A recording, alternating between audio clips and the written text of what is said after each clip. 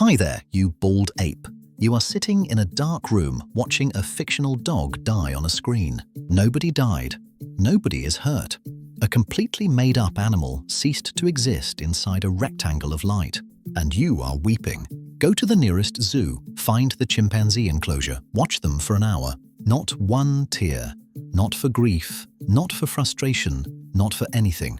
Their eyes stay completely dry. Gorillas, bonobos, orangutans, all of your closest living relatives, none of them cry.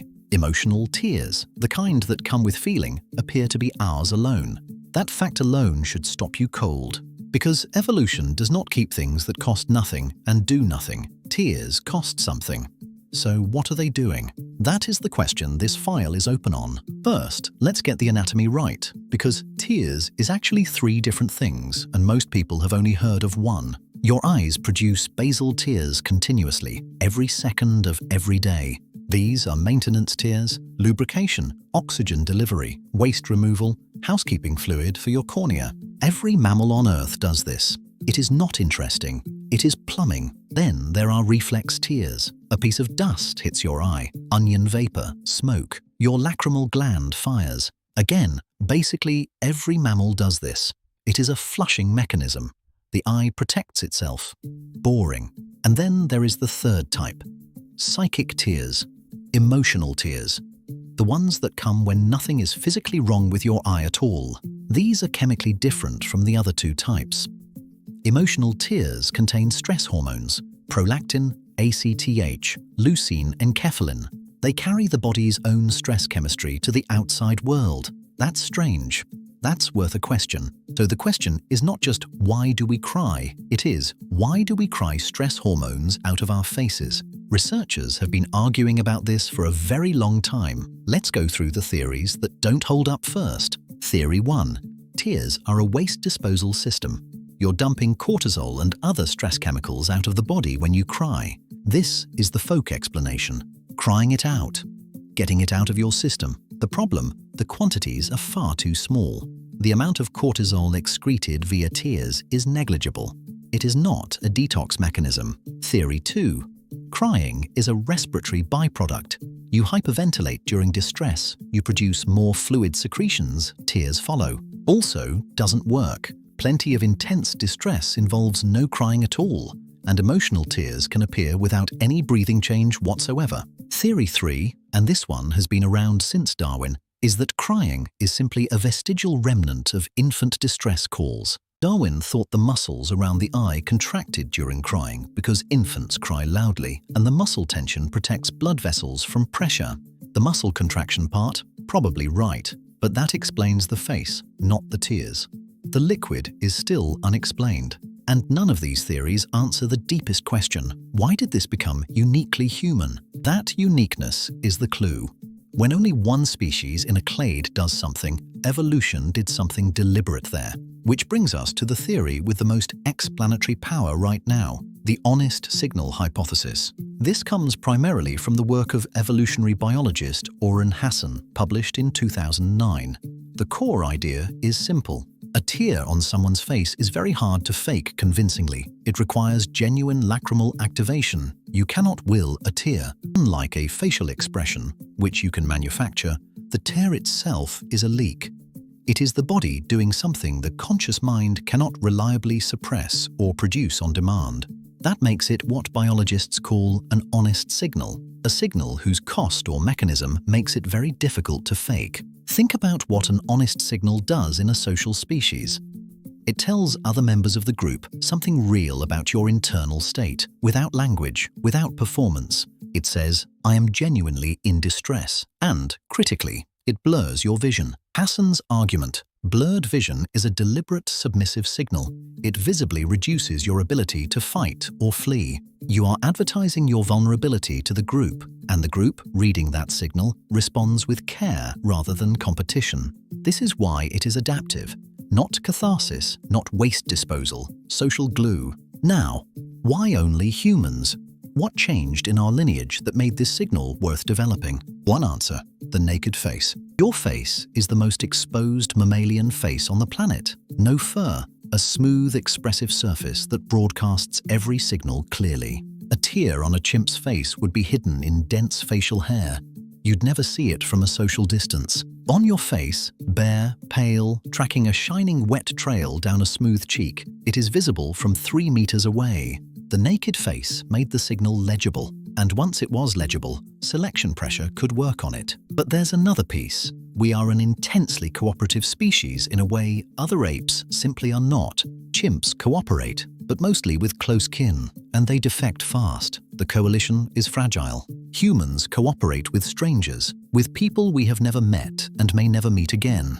That is extraordinary in nature. That kind of cooperation needs constant maintenance. You need mechanisms to communicate trustworthiness, need, and commitment reliably, fast, and across a face-to-face distance. Language helps, but language can lie. The face can lie too. A tear is harder to fake than either. There is also research showing that observers respond differently to tears than to a neutral wet face. The tear itself, not the crying face, triggers the empathy response. This was shown in work by Ad Vingerhoots and colleagues. The teardrop shape itself, even as an image, reduces perceived aggression in the viewer. The teardrop is its own symbol. Your brain is pattern-matched to read it as vulnerability. That pattern is not cultural. It appears to be biological. Now, here's where it gets even stranger. Humans cry at things that pose no threat, involve no one we know, and cannot possibly affect our survival. We cry at music, at a piece of art, at a story we know is fictional. No other animal does anything remotely like this. This is called aesthetic crying, and it is one of the genuinely strange frontier problems in effective neuroscience. One leading hypothesis: fictional and aesthetic stimuli can recruit the same neural pathways as real social situations. Your brain, in other words, does not cleanly distinguish between a real death and a well-told story of one. At the level of the lacrimal gland, it doesn't matter. This might not be a bug. There is a compelling argument that the ability to run social simulations, fiction, empathy, imagination, is what let us cooperate at scale. If you can feel something for a fictional character, you can feel something for a stranger you've never met. Same circuitry, same signal. Crying at films might be the social bonding circuit running warm-up simulations on safe targets. Music adds another wrinkle. Tears from music are associated with chills, frissons, and with a specific brain chemistry event involving dopamine and opioids. The music cry appears linked to the reward system, meaning it is not the same as grief crying. It feels good, even as you cry. So we have, conservatively, at least 2 distinct emotional tear modes: the distress signal and the reward overflow. Possibly more. The mechanism is the same. The context, the chemistry, and the social function are completely different. This suggests that the tear-producing system got co-opted over time for multiple functions. It started as one thing and accreted others. That is very normal in evolution. A structure evolves for one thing and then gets repurposed. Your middle ear bones were jaw bones. Your goosebumps were a threat display. Your tears may have started as simple lubrication overflow during intense physiological arousal, and then selection discovered the signal value and built on it. Let's talk about what crying does to the people watching, because the signal only works if the receiver responds, and research on observers of crying is striking. Observers of crying show measurable drops in perceived aggression toward the crier. They offer more support. They are harder to leave. There is also evidence that being seen crying and being responded to reduces cortisol. The signal, when received, closes the loop. Crying alone, with no one watching, does not appear to have the same physiological benefit. The social response is part of the mechanism, which is important because it means crying is not a release valve, it is a communication act. Now, let's look at the cultural variation, because it exists and it tells us something. Research by Vingerhoots and colleagues across 37 countries found significant differences in how often people cry and in what contexts. Women cry more frequently than men on average. This is consistent across cultures. But the gap is far smaller in societies with lower gender inequality, meaning the difference is probably not biological. It is probably about which signals are socially permitted. Suppressing emotional signals has a physiological cost. Emotional suppression correlates with higher stress markers, which means social norms that suppress crying don't make the signal disappear. They make the physiology worse. You are biologically a crying animal. Suppressing it is swimming against the current. There is one more layer to this. Babies. Human infants cry more than the young of any other primate. They cry at night. They cry for extended periods. They cry when put down. This is likely because human infants are born profoundly helpless, earlier than other primates because our heads are too big for the birth canal. They come out too early and they need to keep everyone close. The cry is the tool for this. It is extremely effective. The infant cry is not the same signal as the adult emotional tear, but they share the receiver circuitry. Adult humans respond to infant crying with cortisol spikes and urgency. The adult emotional tear may have piggybacked on that pre-existing receiver sensitivity.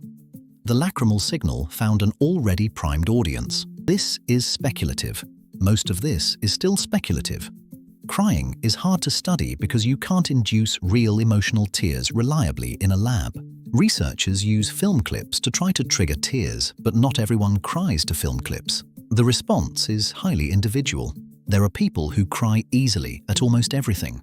There are people who almost never cry. Both are well within the normal range. That variation itself is interesting. If crying were a pure social reflex, you'd expect less variation. The signal is modified by personality, attachment history, social context. People with secure attachment styles cry more openly. People who grew up in environments where crying was punished cry less frequently as adults.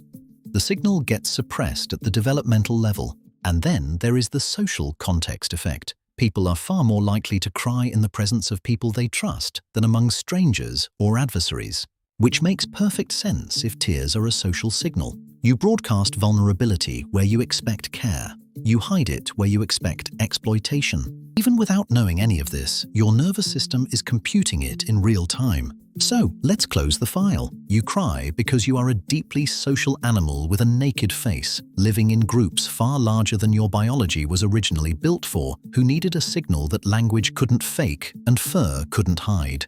The next time your eyes fill, at a film, at a song, at someone else's bad news, that is 4 million years of social architecture running exactly as designed.